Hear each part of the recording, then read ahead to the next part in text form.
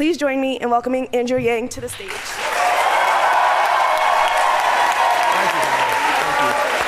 you, Georgetown!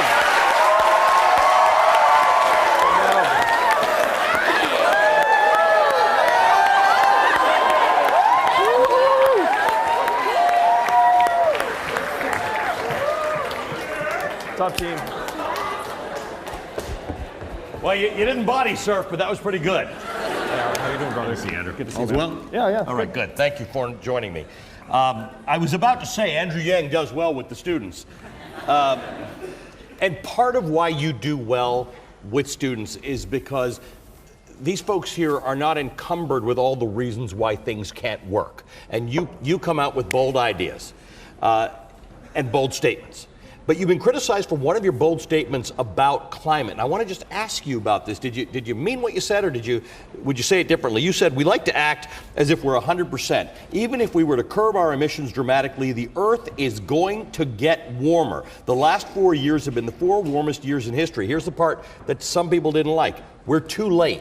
We're 10 years too late. You believe it? How many of you all watched the Democratic debate in Detroit? It's the one before this last one. That's Georgetown for you. So we're familiar with the two main positions on climate change. The Democratic position, we have to fight climate change. The denialist position, climate change is a hoax, we don't need to worry about it. At that debate, I staked out the new third position, which is it's even worse than you think. And I'll stand by the fact that we are too late to curb some of the warming that we're seeing around the country and the world right now. I mean, the world will warm. The world will warm. Greenland just came out with a study saying that their ice pack is melting at the rate projected in 2070 today. And we are only 15% of the world's emissions. So even if we were to get our acts together very, very quickly, we would still be facing some of the disastrous impacts of climate change. Now, this is not to say I don't want to make big moves in the right direction. There's a proverb that says the best time to plant a tree is 20 years ago. The second best time is now. We should have been doing this work 20 years ago, but the second best time is now. So, Andrew, my producer's going to get mad at me. I don't know if that camera can get the pin that you're wearing, but you like to say this. It looks like you, and it's got a cap, and it says math, M-A-T-H. Andrew likes to say he likes math, but actually that stands for Make Americans Think Harder. Yeah, Make America Think Harder, which is what we need to do, right, Georgetown? Yes. Thank you. But this is the topic. This is the topic that both one has to think hard about, because climate means a lot of things to a lot of people. Warming means a lot of things to a lot of people. But at the same time, your job, and something you have tried to do with very complicated issues, is make it accessible to people who understand that climate change is a real threat, but they're not sure who's supposed to fix it, what they're supposed to do about it, and where it's going to get paid for. So how do you approach climate? Easy or hard to think about? Well, the trap that Democrats are in particular where climate change is concerned, is that for a significant proportion of Americans, they hear fight climate change and they think my life's going to get more expensive, things are going to get more inconvenient, I may lose my job if I work in an industry that could be impacted. So that is the tension that we have to alleviate from Americans and let them know, look, this does not have to be a matter of cost and inconvenience. We can actually create hundreds of thousands of opportunities around the country if we make the right moves towards a sustainable economy. Now, part of this is a measurement problem, where we have this GDP measurement that is now leading us off a cliff.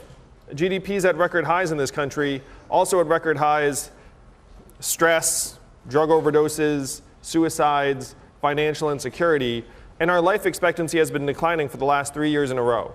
First time in 100 years. Last time it happened was the Spanish flu of 1918. So what we have to do is we have to modernize our measurements so that we're not in this tug of war with the other side where we're going around and we're being presented as the scolds who want you to, use a different straw or something like that. That's not the discussion that we want to be in with the American people. What we have to say is, look, we've been subsidizing fossil fuel companies to the tune of hundreds of billions of dollars since day one. And now we're going to have a new industrial policy that moves us towards wind energy, solar panels. When I was in New Hampshire, so politician-y of me, I know, but when I was in New Hampshire this last trip, Ned Reynolds is an entrepreneur who now runs a company that has 260 employees, most of whom are installing solar panels on people's roofs. So that is the positive vision we have to present to the American people and say this is a win-win-win. And we can't get caught in this tug of war that's based in large part around a very narrow definition of economic value. So part of the difficulty with that, as we have seen with coal, is that we understand that there is a day in which we will not use coal, and we've actually been going toward that. But nobody actually did anything for those people who work in coal. And in fossil fuels in general, those people who you might call frontline workers or people who have pizza parlors and car dealerships in places that are oil communities, they're going to look at the coal people and say, this is how we're going to end up if you vote for Andrew Yang or a Democrat. We're going to end up with broken towns and opioid addictions and no jobs and things like that. So how do you talk to people who do think that it's not just about straws, it's about airplanes and it's about cows and it's about ice cream and all that kind of stuff? How do you say this is actually opportunity, but we'll figure out a way that you share in that opportunity? I spent 7 years working in the Midwest and the South primarily, and I saw the aftermath of the loss of manufacturing jobs, which is very much parallel to the loss of coal mining jobs. Correct. And you're right that these communities in many cases never recovered. That's why our life expectancy is declining, is that so many parts of this country now feel adrift. The big move we have to make is we have to start viewing people as having intrinsic value independent of the market. So if the market says, hey, as a coal miner, you used to be worth $45,000 a year, but now the mine closed, now you're worth zero. And then we all say, well, maybe we can train that coal miner to become a coder or something, frankly, quite ridiculous. And the only reason why you would even think that for a moment is if you've been brainwashed to think that economic value and human value are the same things, and that if you've lost your market value, then we have to move heaven and earth to find a new slot for you in the market economy. So that's the big progression we have to make. And as you all know, if you've heard anything about my campaign, you know I want to give every American $1,000 a month starting at age 18.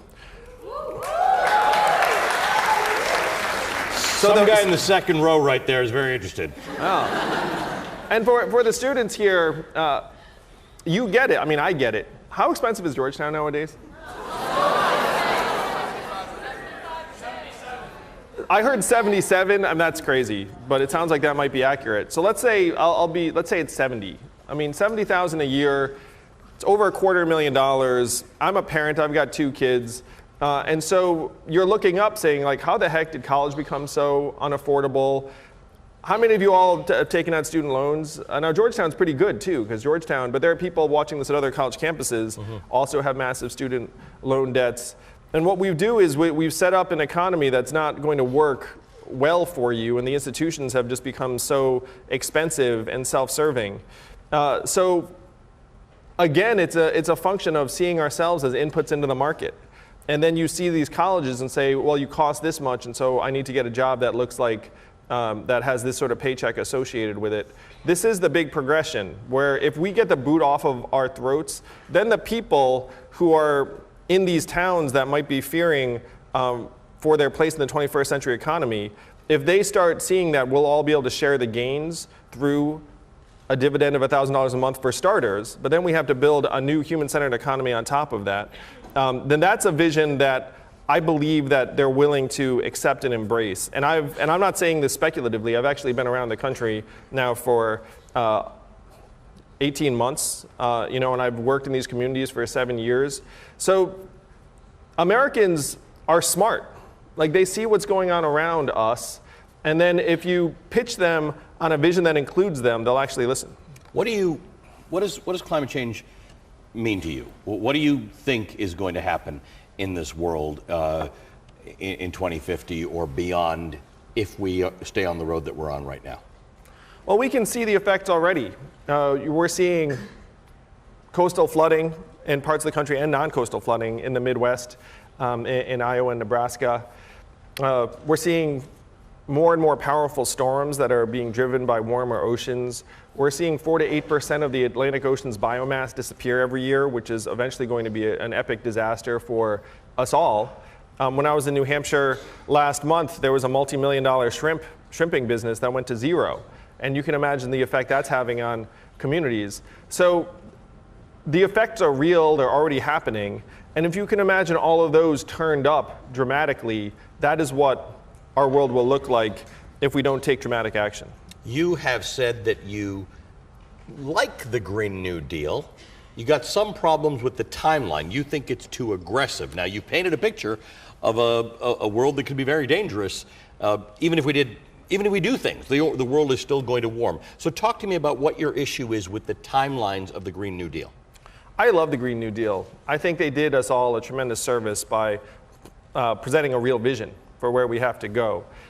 We are a very, very energy-intensive society. We consume a lot. And I'm more optimistic and confident that we can make progress on a slightly longer timeline that would be minimally disruptive to people's lives if we make the right moves on the way. What's the disruption that worries you? What's the thing that you think would be better to do over a longer timeline? Well, if you look at our modern lifestyle, I mean, there are a lot of things that we do that we don't even notice that are significant in terms of the energy consumption. And the Green New Deal's timeline, in my mind, would end up making some of those activities much more difficult really in the next 5 years, 5 to 10 years. I mean, the Green New Deal's original timeline, I believe, was around that. It's like 11 or 12 years, right. I believe. Yeah. All right, let's talk about one of the things that you propose in your climate plan, and that is to increase the amount of energy produced by nuclear power in this country. An increase from where we are now. We've not had a meaningful expansion in nuclear power. Some people have criticized that too. Talk to me about that. Well, again, we consume a lot of energy in this country, and if you're in a crisis, which we're in the midst of, then you have to consider a lot of options, really almost every option that's on the table. And nuclear energy, I'm happy to say they're working on next generation reactors that are cleaner, safer. They use material that's not intrinsically radioactive, like thorium is not radioactive in the same way that uranium is. It also cannot be made into weapons, so that's a plus. It degrades faster. So there are things that are nearing readiness for prime time that could be massive game changers for the composition of our energy consumption. And to me, it would be irresponsible if you are a leader and manager not to consider every option. So the nearing ready for prime time, this is an interesting discussion, because if you become the president of the United States, obviously it's going to be important for people to understand how you conceive of climate change, and you've articulated that really well. And then you've got to do something about it. And there's a short-term and immediate bunch of things you can do about it, probably the low-hanging fruit. Yes. And then there's long-term. Tell me what your short-term and your long-term things that you'd actually do, as opposed to what you think needs to be done. What would Andrew Yang, as president, facilitate in terms of combating climate change? How many of you all studied economics? I bet it's a popular major here. So if you study economics, you know that one of the biggest problems is economic externalities, where someone's not paying the cost. And the biggest externality facing us right now is carbon emissions. If I'm a company and I pollute, that doesn't cost me, that costs everyone. So one of the big moves we have to make, in my view, is to actually price in that externality. I'm for a carbon fee, a carbon tax and dividend, and then use that money to start moving us towards renewable and sustainable sources of energy. If you have a price on carbon and then you ratchet up that price progressively, then you'll see a lot of these companies invest meaningfully in reducing their emissions in a way that they don't right now because the money's not in it. So I'll just stop you for a second, because you obviously have thought about economic issues a lot and in great detail, and you've written a lot about them. For people who are watching this who haven't thought that through or don't know how that works, how does that happen? Does that mean everybody gets to emit a certain amount of carbon, and beyond that you have to buy credits, or you just pay for the amount of carbon that you're emitting all the time, which forces you to actually reduce it? So we would have pricing, the carbon fee initially would be $40 a ton. So it's immediate, and if you're emitting anywhere from a ton up, then you start paying into the system. But then you have an economic incentive immediately to try and reduce those emissions, try and streamline your operations so that they're cleaner and more sustainable. And you would do this, you become president and maybe you don't have a compliant Congress. How do you get this done? Well, I'm happy to say that a carbon fee and dividend is a bipartisan idea. There are many Republicans that are behind it. It came this close to passing, even in this Congress, which is really saying something. With this president, it came this close. So as president, I believe that we can get that through because this is something that even industry leaders have been calling for at this point. All right, so I interrupted you. Tell me about the other things that you think you would do fairly immediately. The other thing, and I talked about our economic measurements. So right now we have this GDP measurement that we made up 100 years ago, and it's leading us in the wrong directions. So as your president, I'm just going to go down the street to the Bureau of Economic Analysis and say, hey, GDP, 100 years old, kind of out of date. Let's modernize it and include things like our children's health and success, which is tied to climate change. Clean air and clean water, obviously tied to our environment. Our health and life expectancy, tied to climate change. Mental health and freedom from substance abuse. All the things that we care about, we actually make the new measurements of economic progress. And while this sounds almost too good to be true, it's very straightforward. You don't even need Congress for this. You have the Bureau of Economic Analysis, they have their measurements. You say, guess what? New measurement, American scorecard includes these things. And this way we can actually put environmental sustainability into our actual quote unquote GDP measurement. Now, this is something you can do very, very quickly, and it's very powerful because you can't make progress if you don't have a baseline.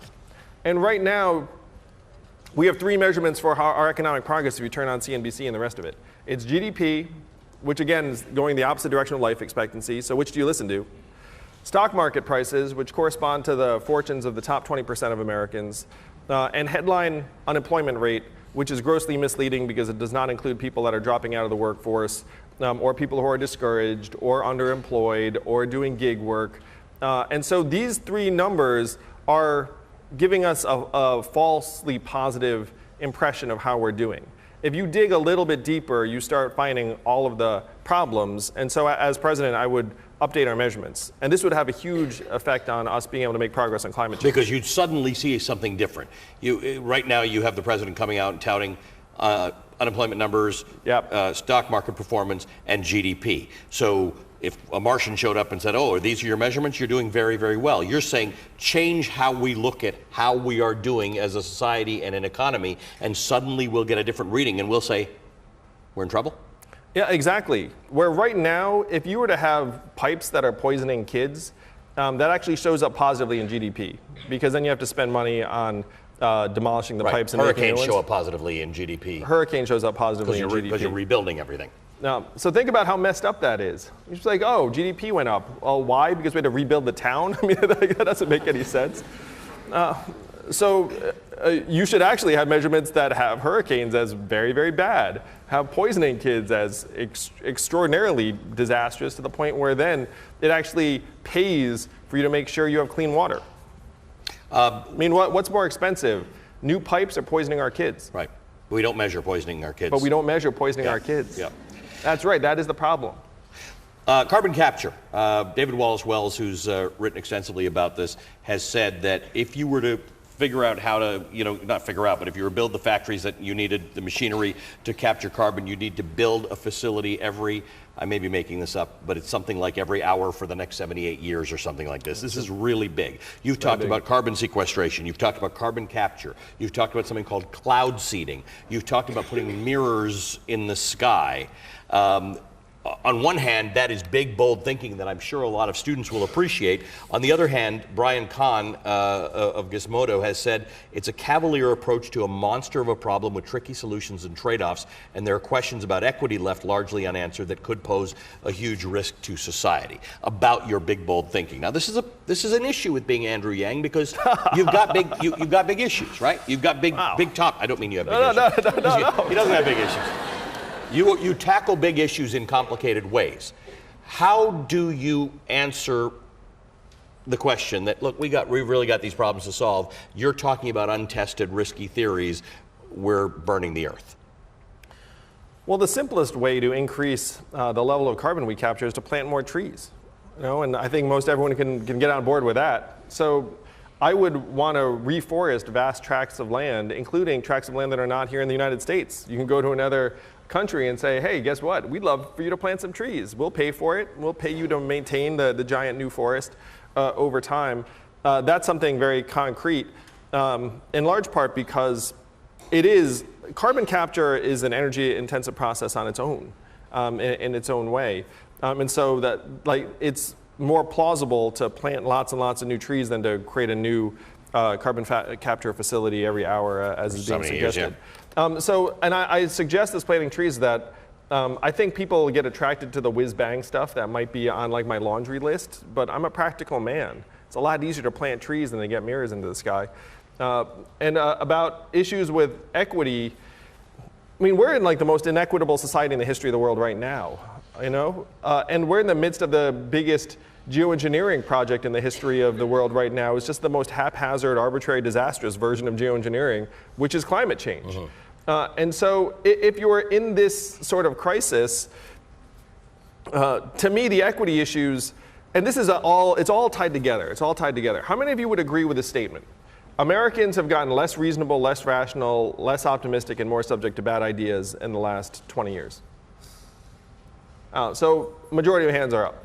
Now, the reason why that feels like the case is because we have introduced record levels of financial insecurity into our population. And studies have shown that if you cannot pay your bills, your bandwidth gets constrained cognitively because you're just trying to figure out how to make ends meet. And it has the functional impact of reducing your IQ by 13 points, or 1 standard deviation. So if you have the feeling that our fellow citizens are getting less reasonable, less rational, less optimistic, and more subject to bad ideas, they are. Because that is exactly what you would expect if you can't pay your bills in a country where 78% of Americans are living paycheck to paycheck and almost half can't afford an unexpected $400 bill. So what we do is we get the boot off their throat economically. We say, look, you're the citizen of the richest, most advanced economy in the history of the world. Here's a $1,000 dividend for you and your child. And then all of a sudden, they'd become much more reasonable, rational. If you say, hey, climate change is real, they'll be like, oh yeah, I really need to worry about that. Because you can't worry about a problem that seems like it's years away if you can't pay next month's rent. So what we have to do is we have to get people's heads up. And this is the equity issue is actually driving our dysfunction on climate change. It's all tied together.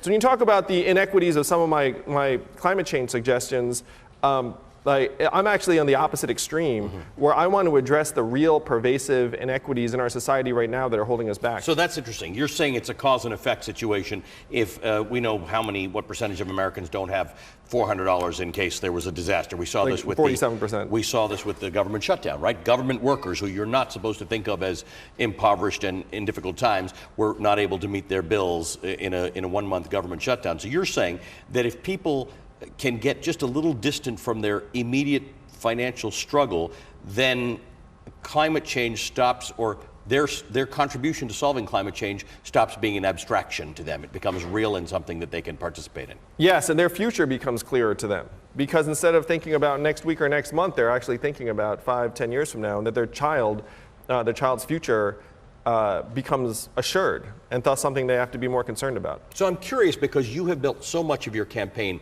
around the idea of inequity, which is not just an American problem. Income and wealth inequality is a global and growing problem. We happen to be leading the trend here in the United States.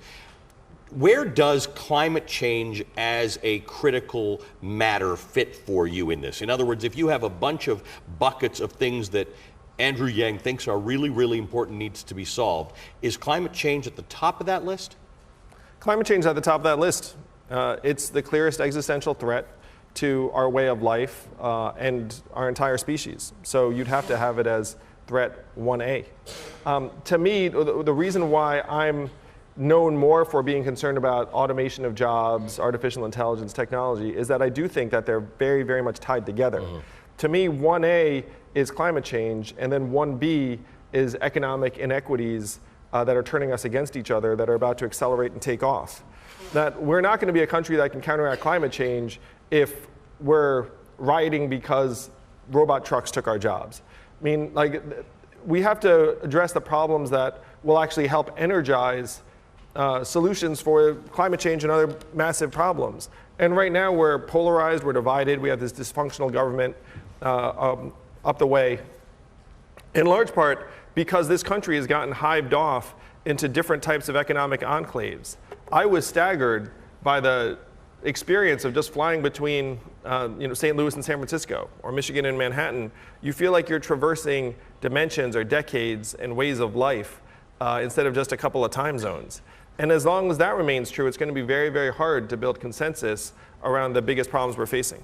Let's take it out to the crowd. I want to go to Iowa State University. We have a student there with a question. Tell us who you are and your question, please. We have a student there with a question. Tell us who you are and your question, please. Hi, my name is Jean-Luc Devay. I'm a senior in public horticulture.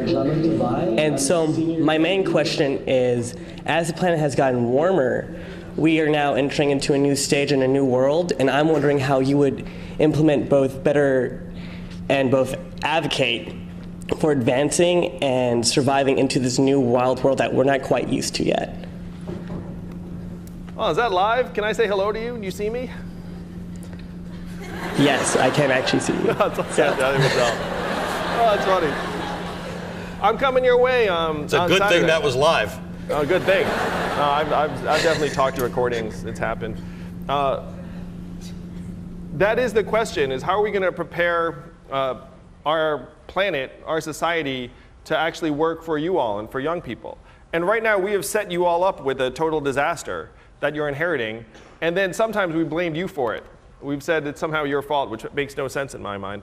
Climate change is the most dramatic, but there's also the economic inequities, gun control, and the fact we can't get our acts together on that. But there are so many problems that you all are inheriting, and we have to fix them for you. We have to get it working for you. Climate change is going to be this series of natural disasters around the country that are going to be ongoing.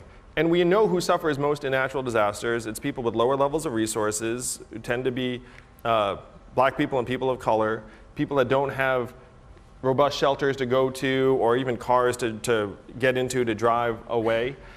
So we need to literally and figuratively move our people to higher ground. And for anyone who thinks that's overly dramatic, we're actually already relocating climate refugees in Louisiana, like out of one part of the country to another part that's more inhabitable.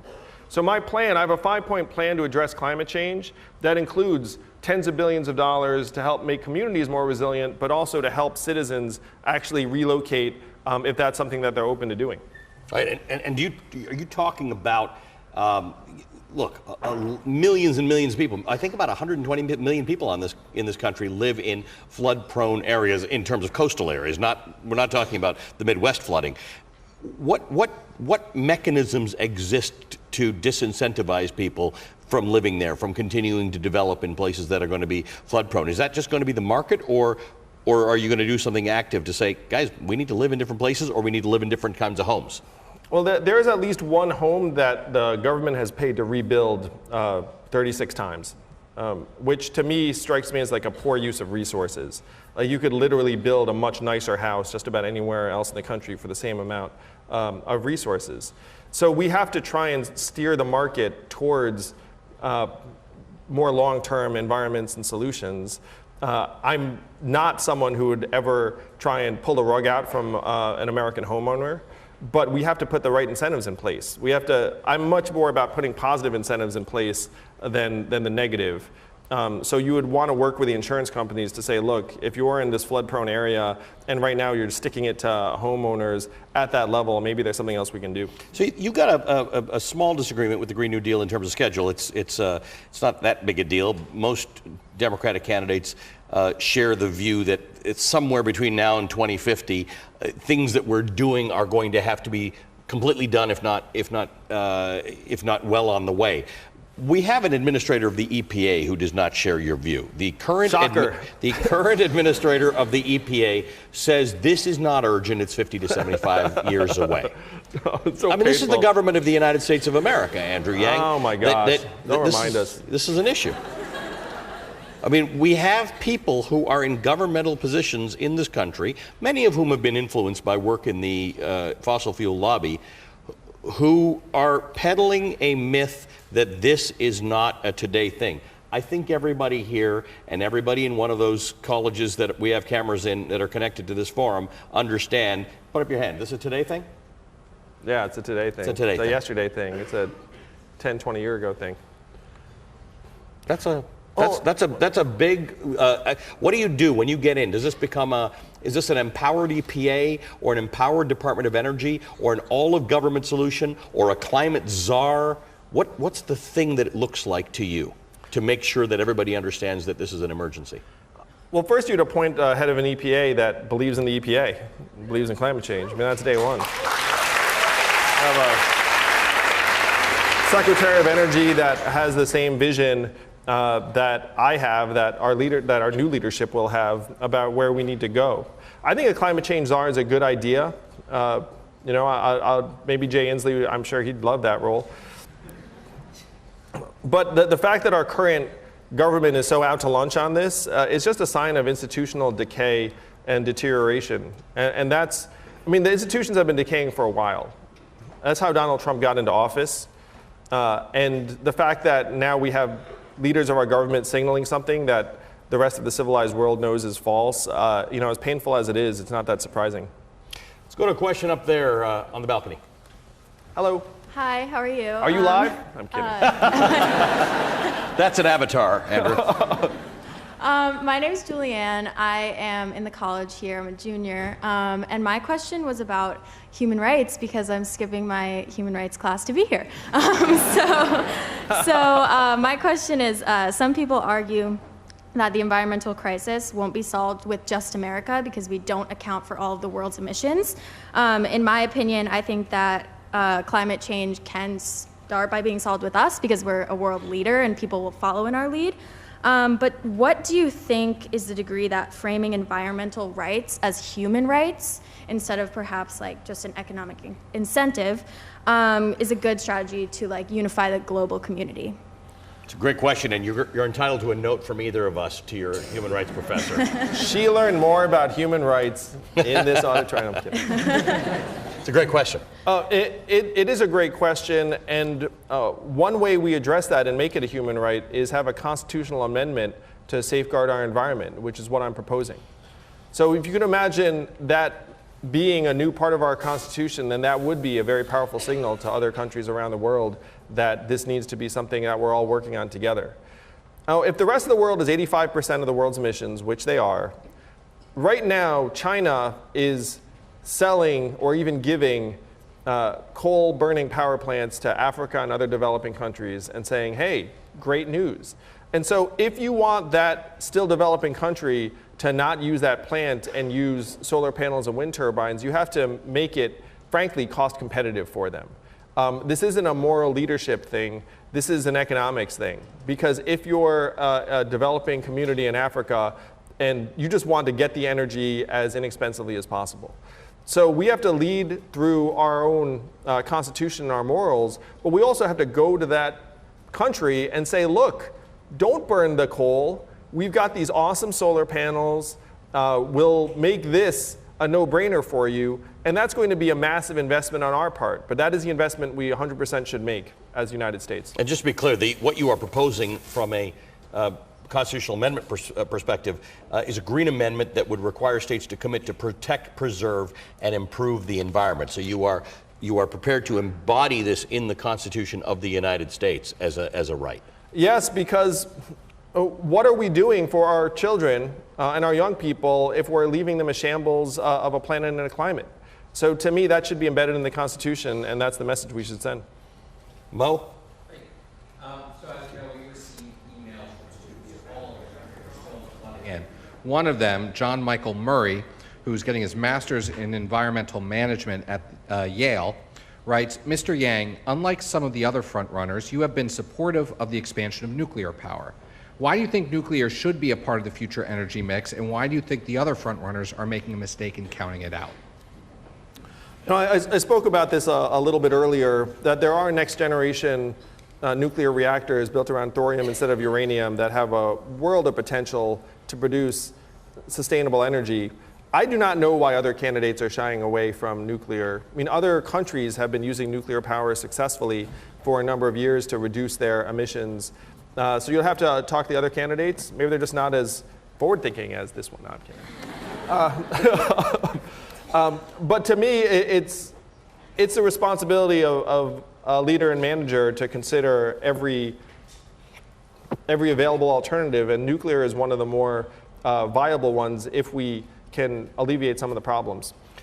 So you think about big ideas. How do you think about these moonshot type of things, right? Whether it's the mirrors, whether it's thorium, whether it's carbon capture. Who would you turn to for that? Because this is government level, industrial level, moonshot type of thinking, right? You've got to commit to the idea that the Earth is going to warm even if we do the right things. So we have to do more than the right things. We've got to have technologically, scientifically advanced ways of doing things. You're the opposite of a science denier. Well, yeah, I love science. It's right next to my math hat, the science hat. So we have to stop thinking that if we do less of the bad, it's going to work. We have to do more of the good, which is what you're describing, Ali. So we need to reforest, we need to reseed our oceans. And you talk about who I'm going to get to work on it. You all saw I was endorsed by Elon Musk just a few weeks ago. And I know for a fact Elon wants to work on this. Does that follow with a thing about how we're all going to drive electric cars? Because they're awesome. We should drive electric cars. All right, I want to go up to USC. We've got a student out there. Please tell us who you are. Hi, my name is Adam Jackman, and I'm a freshman political science student at the University of Southern California. And my question for you is, how can we work with corporations to fight climate change, and how, as President of the United States, will you incentivize them to do so? Thank you. I sense a political future in your future.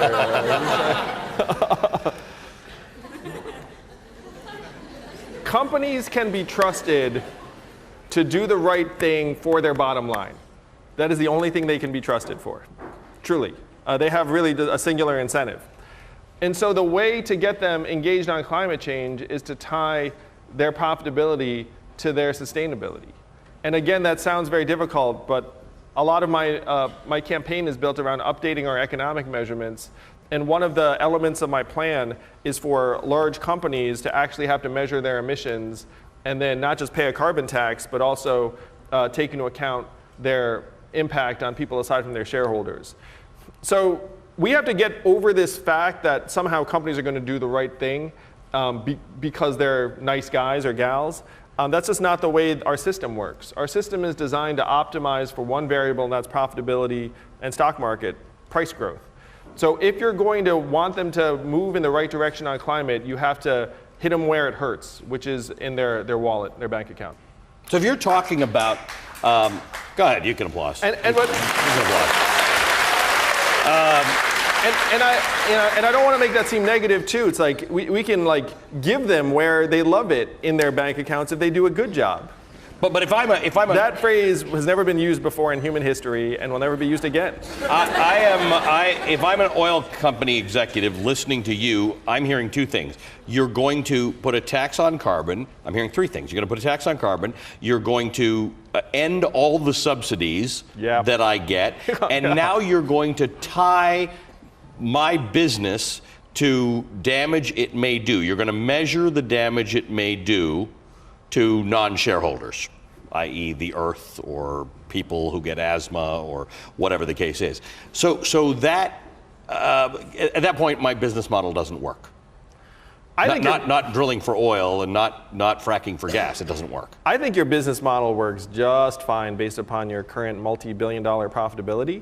And if you have to invest some of those billions of dollars in some of the energy sources of the future, that's what you should be doing. You should have done that decades ago if you had your acts together. So, don't time your living.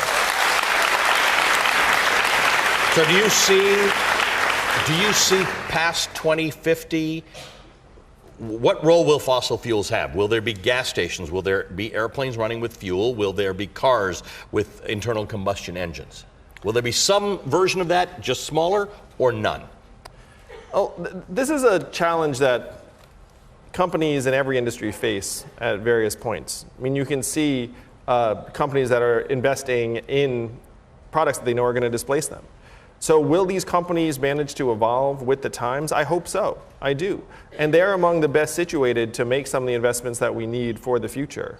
Do I think that we're going to be burning fossil fuels at gas stations in the same way we do now in 2050? I really hope we do not. I hope that that's a charging station. I hope that you only have to use it every so often, and that we're in clean cars. We might not even own our cars at that point.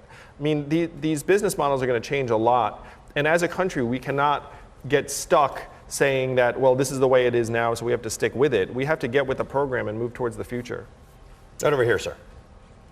Hi, I'm Cliff. I'm a sophomore here at Georgetown. I see you got dressed up, Cliff. Yeah. Well, you're not wearing a tie, so.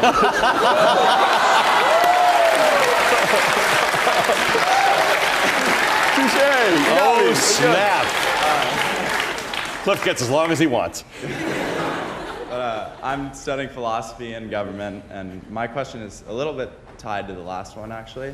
It's, as a candidate who's heavily emphasized the role of entrepreneurship and private industry as part of the solution to the climate crisis, how much of the government's role in that solution do you think should involve regulatory action and sort of trying to keep private industry in check, versus how do you think the government can help leaders like your supporter Elon Musk build environmentally conscious businesses? So it's a really good way to parse that issue. You talked about you liking positive incentives more than negative incentives, but this future involves both. We've been subsidizing these fossil fuel companies for decades to the tune of tens, hundreds of billions of dollars. So we can't pretend that we're not already an active player. We are. So we have to take those incentives and move them towards sustainable sources of energy. The government's role in many ways is to set the stage and get the incentives right. And then if they do that well, then entrepreneurs and industry and the private sector can then figure out the best path to address those goals. And that's a vision that I share with many innovators, where you don't expect the government to be the source of all the innovation, though the government should be funding basic research that right now is not commercially that viable. But the private sector should be taking it from there. And using Elon Musk as another example, I mean, his companies are based upon technology in some cases that was subsidized by the government, in the case of electric cars, and technology that has been developed by the public sector. And this is our freaking real life Iron Man, you know what I mean? Like, and he's very open about it. He's like, sure, like there were subsidies involved. There have to be. The government has to put the incentives in place. But the biggest misconception is that it's not something that we already do, because we've done it for the fossil fuel companies. We just need to do it now for the electric, the solar, the wind companies, and everyone else. So you have this ability to envision the future, right? With your proposals on universal basic income, you've played the whole chess game out, and you see what it looks like on the other end. Play the chess game out on climate change, the positive incentives, the regulation that Cliff was just talking about, the reduction of our weaning off fossil fuels and eliminating them possibly. What does that look like to you? What does the world look like to you in 2050? What physically do you think we will do differently than we do today that will result in us fighting climate change? Well, I mentioned before that we might not own our own cars. Our current car ownership and usage model is really inefficient and bad for the environment. So you might have a society, you guys all probably agree with this because you're quite young. You know, when I was your age, I was like a car, like having that car was such a big deal. You know, I was driving like a 1985 Honda Accord that could like barely get up hills. And I was like, yeah, and I was like rolling the window down like this. So what we're really selling is not the car, it's mobility. And so if you have mobility that's then tied into a much more, if you had, like, for example, this constant roving fleet of electric cars that you would just order up, then you could diminish the impact of ground transportation on our environment very, very quickly. So that's a very, very clear one. You have to look at what the source of emissions are right now. I mean, there are models about some of the buildings that they're developing that are more energy efficient, the LEED buildings. There was one piece I read about multi-story wood buildings, which struck me as so cool, that apparently wood can be a legitimate building material for even like 10, 12-story buildings, that they don't like burn, like, as you'd think they might, like, you know, be ultra flammable or something like that. Like, they're not. So there Now no one wants to get into the wood skyscraper, thanks to Andrew Yang. I'm sorry. So these are some of the investments that we can make that would actually not just make our world more sustainable, but also more practical, usable, and beautiful. Over here. Hi, my name is Laya Rajan. I'm an MD PhD student here at Georgetown. My question is, how do you plan to increase science literacy amongst Americans such that everyone buys into the idea that it's important to contribute to combating climate change? It's a massive challenge for us to move our country forward in a way that we can all agree upon by the facts. Because at this point, we don't even agree on basic facts. Part of this is the media silos we operate in. Part of it is the institutional mistrust that is built up. Where I think right now Congress has a national approval rating of 12% or something along those lines. And you could say, well, maybe they've earned that. But if you're an American in another part of the country, and then I say, hey, I represent the government, you're like, yeah, the government is full of it. And if I say, hey, the government is proposing something like climate change and science and whatnot, then they mistrust it. Now, one of the things that helps reconstitute trust is when you have a lower stress level, when you actually feel like, and we've seen this in the studies when people have frankly received universal basic income, is that their actual trust in each other goes up. What's beating us right now is this mindset of scarcity that, in my opinion, is also fueling skepticism in science. If you replace that with a mindset of abundance and possibility, which you can't do entirely, but you can certainly reverse the dominance of scarcity and make it more balanced, then you can increase people's acceptance of science.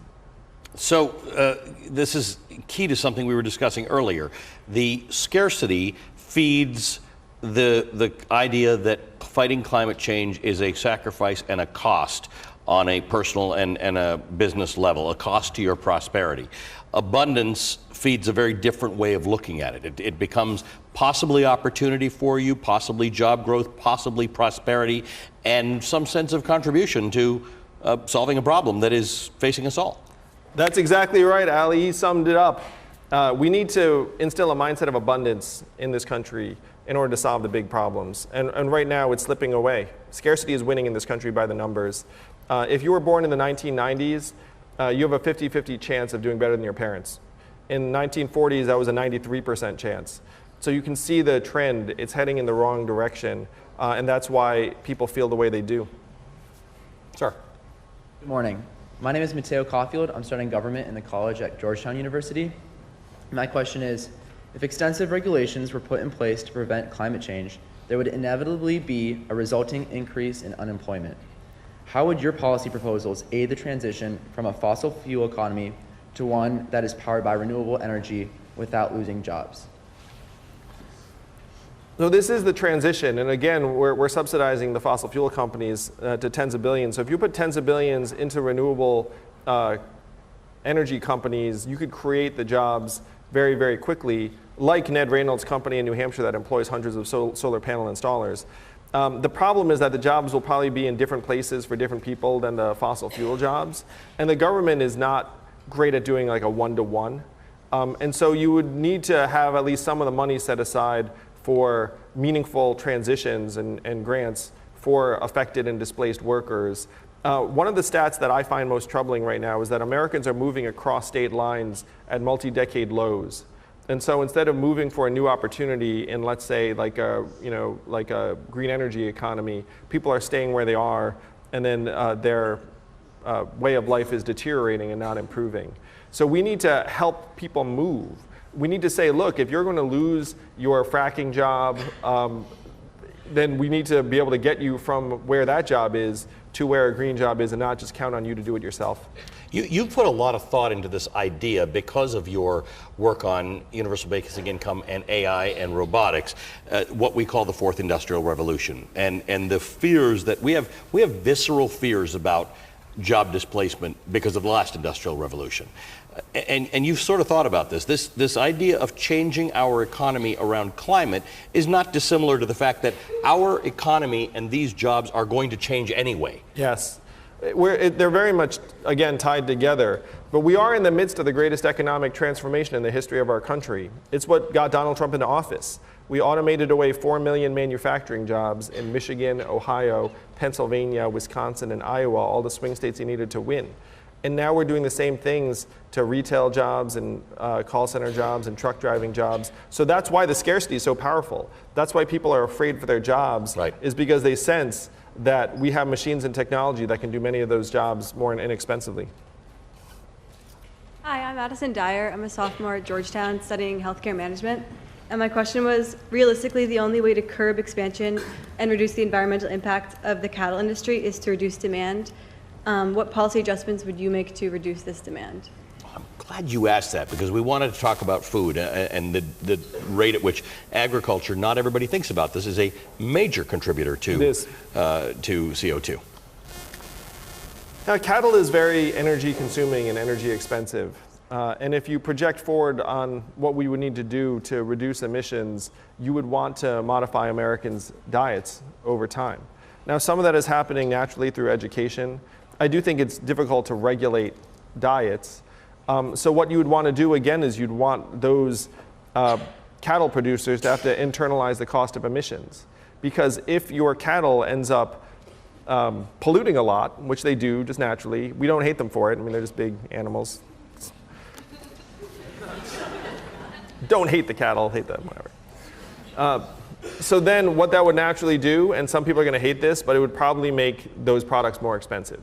And that is appropriate, because there's a cost to producing food in that way. And so if you were to make it more expensive, then you would end up changing consumption patterns over time.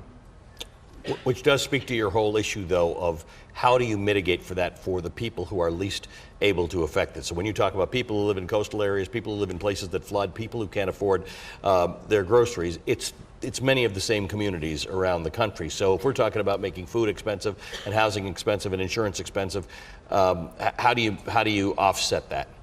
Well, as you know, Ali, my plan is to give $1,000 a month to every American adult. So all of the things we're talking about are going to be much less impactful than $12,000 a year or $24,000 a year if there are 2 adults in your household. All right. Sir. My name is Michael Tan. I'm a master's student studying physiology here at Georgetown. I don't consider myself an expert in policy or environmental science, but from what I can tell, any significant and meaningful reduction in CO2 emissions will require coordination with other high emission countries like China and India. Does your administration plan to address this? And if so, how do you plan to hold these countries accountable to actually reducing their output? That is the question that in my mind should be at the forefront of any real approach to mitigating the worst effects of climate change. China and India, massive populations, growing economies, and huge carbon and environmental footprints. So the way I would lead, one, we have to get our own acts together. It's very hard to say, do this if you're not doing it. So that's job one. A constitutional amendment, I would convene a global summit on this. And right now what China's doing is China's making progress on renewables and then exporting the dirty energy. And so again, we have to go globally compete with them and say, look, we need to be exporting the clean energy. Most of the country is just operating on their own well-being. If you go to other countries and say, do the right thing, it probably will not be effective. I would rejoin the Paris Accords immediately. I mean, dropping out was obviously the wrong move. But then we have to actually take it a step further, because a lot of the Paris Accords, even if you agreed to it, there's not a whole lot of enforcement built into the Paris Accords. Let's put it that way. So if you could get some of the big polluters aligned, and then say, like, this is something we all have to try and solve for, then you can try and change the incentives for countries that are earlier in their development. Excellent. You talked about American leadership in this. We have moved away from it entirely. It's going to take a little bit of effort to get America to be taken seriously in the world on this one. We were already having difficulty because of the preponderance of climate deniers in this country, and now we've got no official leadership on this issue in the world. Well, the great thing is that in our national politics, the pendulum tends to swing from one extreme to the other. So you have Donald Trump, and the rest of the world is like, what is going on with America? They like drop out of the Paris Accords, they're like entirely backwards. And then you end up with President Yang.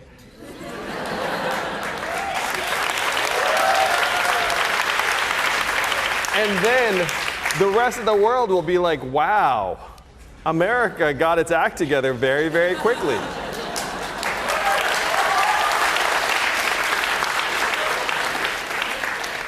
This is the guy who is sitting right there who seemed very interested in the $1,000 a month. Please pick my family. My name is Jameson Smith. I'm from Myrtle. I'm sorry, I'm nervous. I'm a sophomore in the college. I study environmental biology. So with climate change being something that we can agree on being like a thing, right?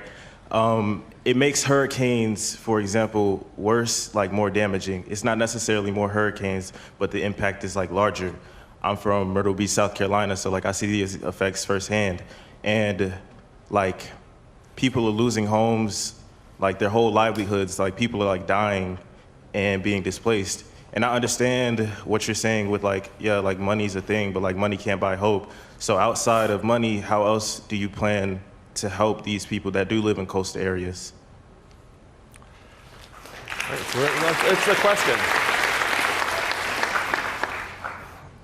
So money is the foundation. What you do is you get the boot off of people's throats and you say, look, basic needs, ability to protect yourself and your family should be assured. And then we have a new human-centered economy that's built around people's health and well-being and mental health and resilience.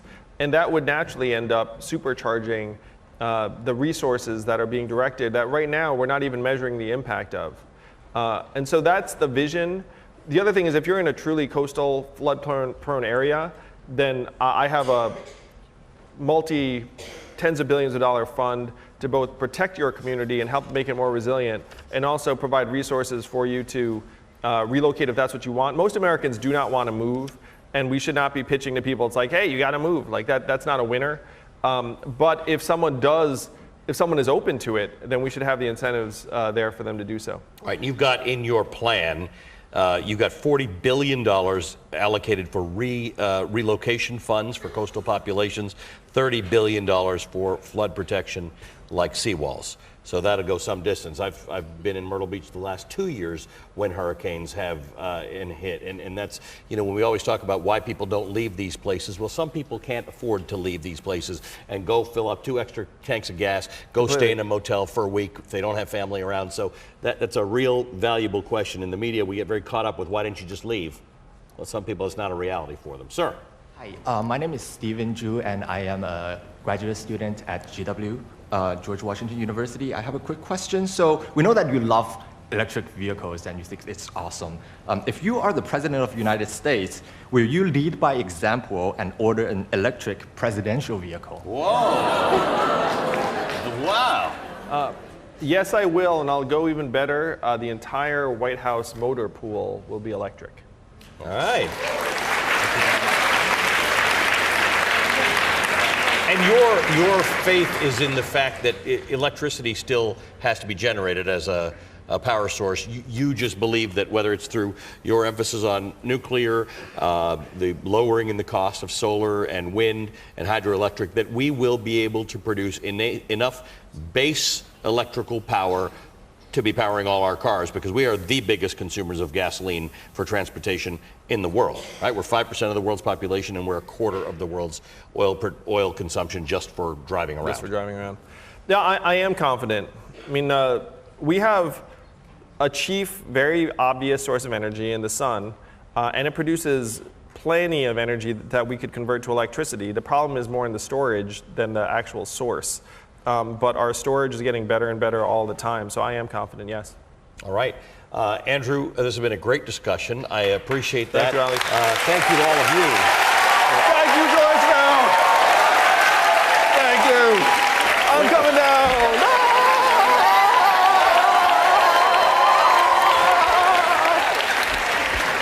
Thank Andrew Yang, ladies and gentlemen. Thank you, Andrew. I'll come back this We got way. a 15... anticlimactic, come back down the aisle. Andrew's coming on back. We're going to be back in 15 minutes. So do what you got to do. Thanks, guys. And thank you. Thanks, guys. Appreciate you. A special shout out goes to our God tier producers over on Patreon. Manuel Carrillo III, Bradley Davis, Justin Zhu, Matthew Gerard, and Ahsoka Nelson. If you would like to hear your name heard at the end of every video, then become a God tier producer of the show today. Yang Gang 2020. Yang Gang 2020. Yang Gang 2020. Yang Gang. Yeah, yeah. Yang Gang 2020. Yang Gang 2020. Yang Gang 2020. Yang Gang.